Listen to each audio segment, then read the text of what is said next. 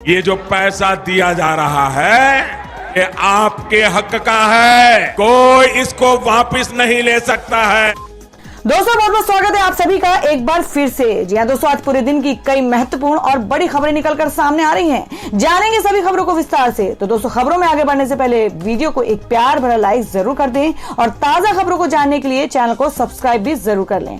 तो देखते हैं पहली बड़ी खबर क्या निकल कर आ रही है।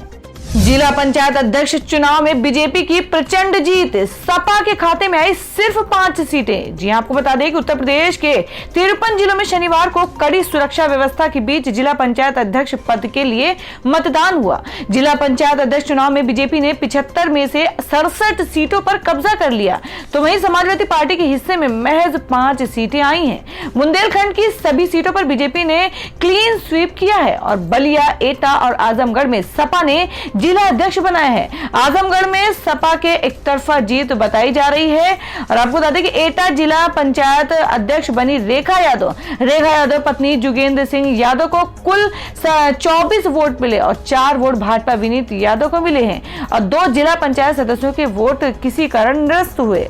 तो दोस्तों आप लोगों को क्या लगता है कि इस बार यूपी में किसकी सरकार बन सकती है? आप अपनी राय कमेंट बॉक्स में जरूर दें। बढ़ते अगली खबर की ओर।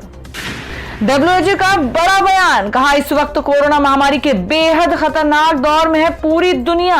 जी हां, आपको बता दें कि दुनिया के कई देशों में इस समय कोरोना वायरस का डेल्टा वेरिएंट जबरदस्त कोहराम मचा रहा है और अभी तक के आंकड़ों के मुताबिक करीब 100 देशों में डेल्टा वेरिएंट संक्रमण के मामले सामने आ चुके हैं। भारत में भी कोरोना महामारी की भयानक दूसरी लहर के पीछे यही वेरिएंट जिम्मेदार था और इस बीच विश्व स्वास्थ्य संगठन के प्रमुख डॉक्टर टेड्रोस एडनॉम के एक बड़ी चेतावनी दी है।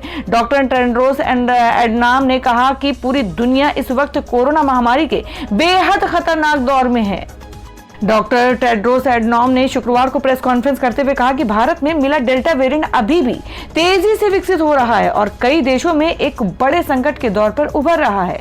मैं पहले ही दुनिया भर के नेताओं से यह अपील कर चुका हूं कि अगले साल इस समय तक हर देश में 70% आबादी को कोरोना का टीका लगना सुनिश्चित किया जाए।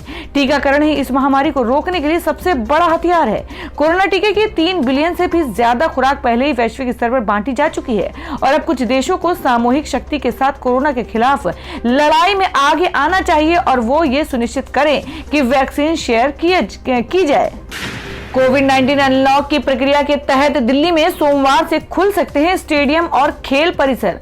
जी हम बात करें कि दिल्ली आपदा प्रबंधन प्राधिकरण DDMA द्वारा पाबंदियों में दी जा रही छूट के अगले दौर के तहत दिल्ली में सोमवार से स्टेडियम और खेल परिसर फिर से खुलने की संभावना है। DDMA ने दिल्ली मेट्रो में लगी पाबंदियों को कम से कम 1 हफ्ते के लिए हटाने का फैसला किया है। हालांकि DDMA ने इसकी औपचारिक घोषणा नहीं की है और वहीं सूत्रों ने कहा है कि जब तक मुख्यमंत्री कार्यालय या उपराज्यपाल सचिवालय DDMA की सिफारिशों को मंजूरी नहीं दे देते तब तक कोचों में 50% की क्षमता के साथ ही मेट्रो का संचालन होगा। अधिकारी ने अपने बयान में कहा कि अभी के लिए सोमवार से स्टेडियम और खेल परिसर फिर से खुलेंगे। किसी अन्य छूट की सिफारिश नहीं की गई है। हालांकि अंतिम आदेश में बदलाव हो सकता है और नहीं भी।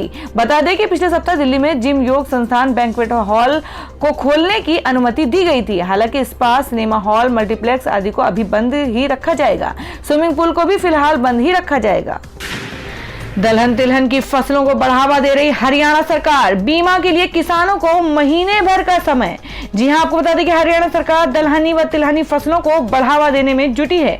खरीफ फसलों के लिए किसानों को 1 माह का समय दिया गया है। खासकर दलहनी और तिलहन वाली फसलों के लिए किसानों को ये सुविधा रहेगी और वो अब 31 जुलाई तक अपनी फसलों को पंजीकरण में फसल मेरा ब्यौरा पोर्टल पर करा सकते हैं। कृषि एवं किसान कल्याण विभाग की माने तो भूमि की उर्वरा शक्ति को बढ़ाने, खाद्य तेल की उपलब्धता सुनिश्चित करने की दिशा में राज्य सरकार दलहनी व तिलहनी फसलों को बढ़ावा देने की दिशा में निरंतर प्रयासरत है।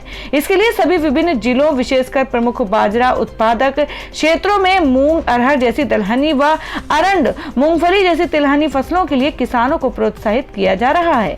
सरकार का लक्ष्य है कि 70,000 एकड़ क्षेत्र में बाजरा की बजाय दलहनी फसलें तथा 30,000 एकड़ क्षेत्र में तिलहनी फसलों की बिजाई की जाए।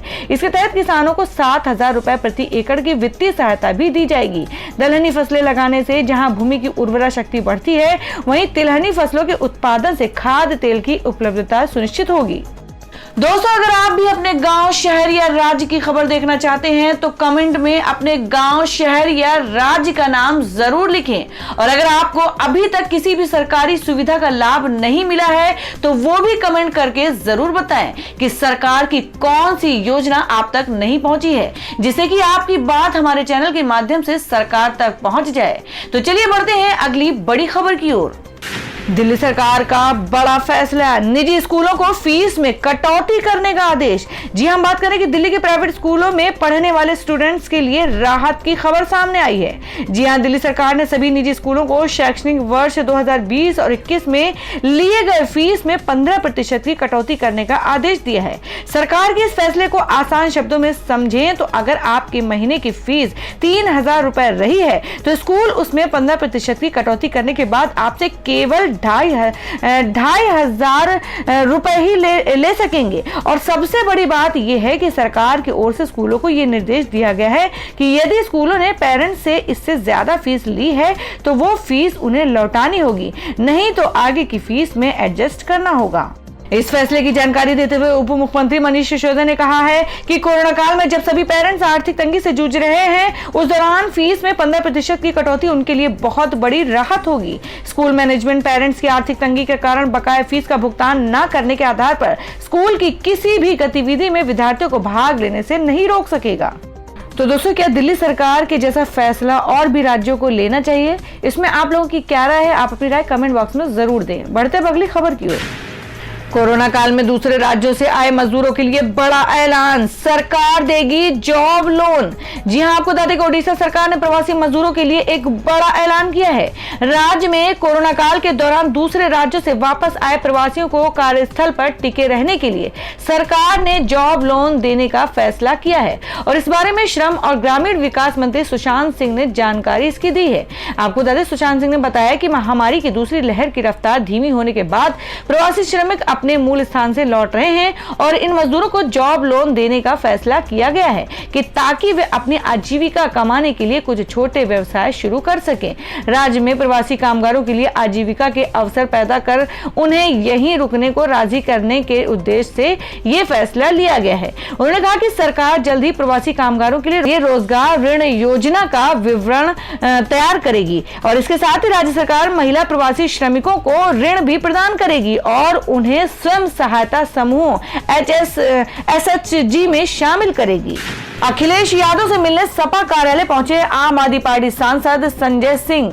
मुलाकात के पीछे बताई उन्होंने ये वजह है। जी हां, आपको बता दें कि 2022 के विधानसभा चुनाव को लेकर उत्तर प्रदेश में चुनावी सरगर्मियां काफी तेज हो गई हैं और इस बीच आम आदमी पार्टी के नेता व सांसद संजय सिंह शनिवार 3 जुलाई को लखनऊ में समाजवादी पार्टी प्रमुख अखिलेश यादव से मिलने जनेश्वर मिश्रा ट्रस्ट ऑफिस पहुंचे। यहां दोनों नेताओं के बीच करीब 1 घंटे तक मीटिंग हुई। संजय सिंह और अखिलेश यादव की मुलाकात खबरों के बाद से यूपी की सियासी हलचल तेज हो गई है। हालांकि संजय सिंह ने इसे शिष्टाचार मुलाकात बताया है और इस मुलाकात के बाद राज्यसभा सांसद और आम आदमी पार्टी के यूपी प्रभारी संजय सिंह ने बयान में आया है कि संजय सिंह ने बताया कि यूपी के पूर्व सीएम अखिलेश यादव के जन्मदिन के दिन मैं यहां पर था नहीं, तो आज उनको जन्मदिन की बधाई और शुभकामनाएं देने के लिए आया था। ये शिष्टाचार भेंट थी। संजय सिंह ने आगे कहा कि निश्चित रूप से प्रदेश में जो कुछ भी पंचायत चुनाव में घटित हो रहा है उसके बारे में बातचीत की। कहा कि 25-25 जिला पंचायत अध्यक्ष अगर उत्तर प्रदेश में निर्विरोध चुने जा रहे हैं तो इसका मतलब इस चुनाव को सरकार ने अपहरण कर लिया है। तो दोस्तों, क्या लगता है कि आम आदमी पार्टी और सपा के बीच गठबंधन हो सकता है? आप लोगों को क्या लगता है? आप अपनी राय कमेंट बॉक्स में जरूर दें। बढ़ते अगली खबर की ओर। आमिर खान ने दूसरी बार लिया तलाक। सोशल मीडिया पर लोगों ने ढूंढा लव जिहाद का एंगल और बताया तीसरी शादी इससे करेंगे। जी हां, आपको बता दें कि फिल्म स्टार आमिर खान ने अपनी दूसरी पत्नी किरण राव से अलग होने का फैसला ले लिया है और एक साझा बयान जारी करके आमिर खान और किरण राव ने इस बात की जानकारी दी है। लेकिन जिस तरह से आमिर ने लगातार दूसरी बार तलाक करने का फैसला लिया है उसके बाद सोशल मीडिया पर वह टॉप ट्रेंड कर रहे हैं। आमिर और किरण के तलाक के बाद सोशल मीडिया पर लोग इसमें लव जिहाद का एंगल एंगल ढूंढ रहे हैं और आरोप लगा रहे हैं कि एक के बाद एक दूसरी बार आमिर खान ने हिंदू लड़की से शादी की और फिर उसे तलाक दे दिया। सोशल मीडिया पर लोग अलग अलग मीम शेयर करके आमिर खान पर निशाना साध रहे हैं और एक यूजर ने लिखा कि अभी तो ये और चलेगा। आमिर खान ने कुछ साल पहले बयान दिया था कि भारत में वे असुरक्षित महसूस करते हैं। उनके इस बयान पर तंज कसते हुए प्रतीक सोम ने ट्वीट करके लिखा कि भारत एक ऐसा देश है जहां पर कुछ लोग इस कदर असुरक्षित महसूस करते हैं कि इतनी असुरक्षा के बीच भी 3 बार शादी करते हैं। झारखंड सरकार ने तैयार किया 10वीं और 12वीं के रिजल्ट का फॉर्मूला। 20 जुलाई से पहले आ सकते हैं नतीजे। जी हां, आपको बता दें कि झारखंड एकेडमिक काउंसिलिंग के 10वीं और 12वीं के परिणाम 20 जुलाई तक आने की संभावना है। संबंधित विभाग ने छात्रों के परिणाम मूल्यांकन फॉर्मूले को भी तैयार कर लिया है और 1 जुलाई को इस फॉर्मूले को एकेडमिक काउंसिलिंग ने भी मंजूरी दे दी। झारखंड के स्कूल शिक्षा विभाग के सचिव राजेश कुमार शर्मा ने एक बयान जारी कर बताया कि राज्य सरकार ने कक्षा 10वीं और 12वीं के परिणामों के लिए उपयोग की जाने वाली मूल्यांकन तकनीक को मंजूरी दे दी है। अभी तक प्रायोगिक परीक्षा परिणाम तैयार करने को लेकर कोई निर्णय नहीं लिया गया है। सरकार की तरफ से दी गई जानकारी के मुताबिक 10वीं और 12वीं का रिजल्ट छात्रों के पिछले साल के प्रदर्शन के आधार पर तैयार होगा। 10वीं के नतीजे के लिए 9वीं कक्षा और 12वीं कक्षा के लिए 11वीं के नतीजे को आधार मानकर रिजल्ट बनाया जाएगा। इसके अलावा 9वीं और 11वीं के OMR शीट के आधार पर परीक्षा में 80% तक अंक मिलेंगे, जबकि 20% नंबर प्रैक्टिकल से मिलेंगे। बिना प्रैक्टिकल वाले विषयों में इंटरनल असेसमेंट होगा।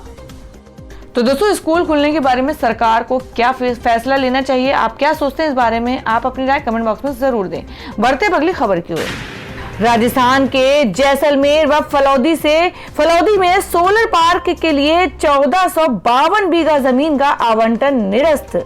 जी हां, बात करें कि देश के जाने माने औद्योगिक घराने अडानी समूह के दिन अच्छे नहीं चल रहे हैं। गौतम अडानी की कंपनियों के शेयर धड़ाधड़ गिरने के साथ ही उनकी कुल संपत्ति में भी 11,000 करोड़ से ज्यादा की कमी देखने को मिल रही है। अब अडानी ग्रुप को एक और झटका लगा है, वो ये है कि राजस्थान में इन्हें सोलर पार्क के लिए मिलने वाली जमीन का आवंटन निरस्त कर दिया गया है।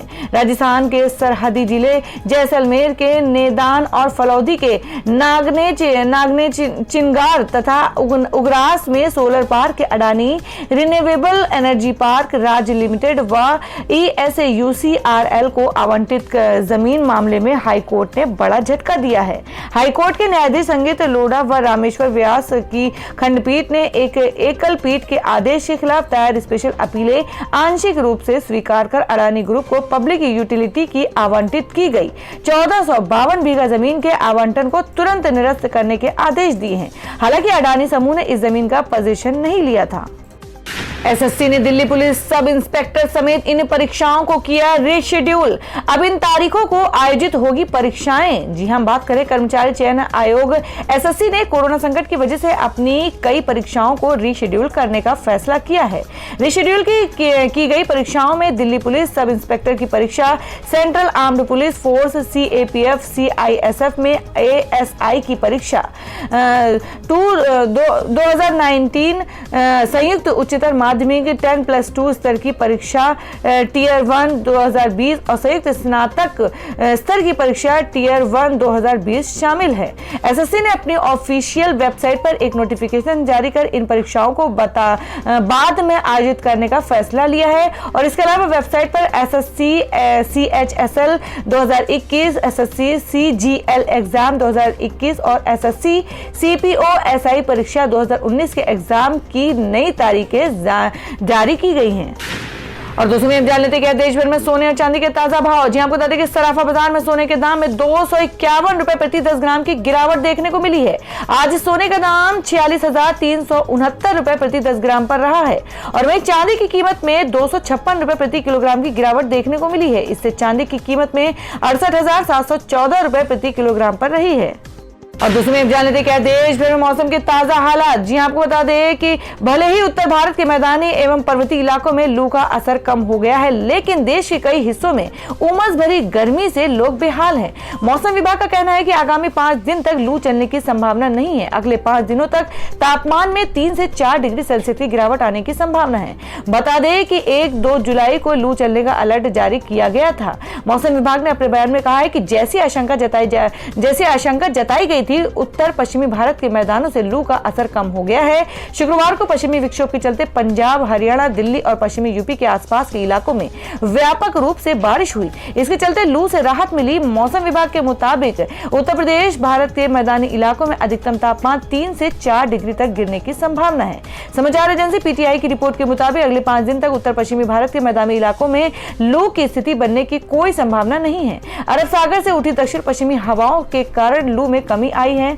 मौसम विभाग का कहना है कि इन हवाओं के चलते आर्द्रता में बढ़ोतरी होने के कारण अगले 5 दिनों तक मौसम में उमस बनी रहेगी। इसके अलावा आने वाले दिनों में मौसम में कोई बड़ा बदलाव होने की संभावना नहीं है।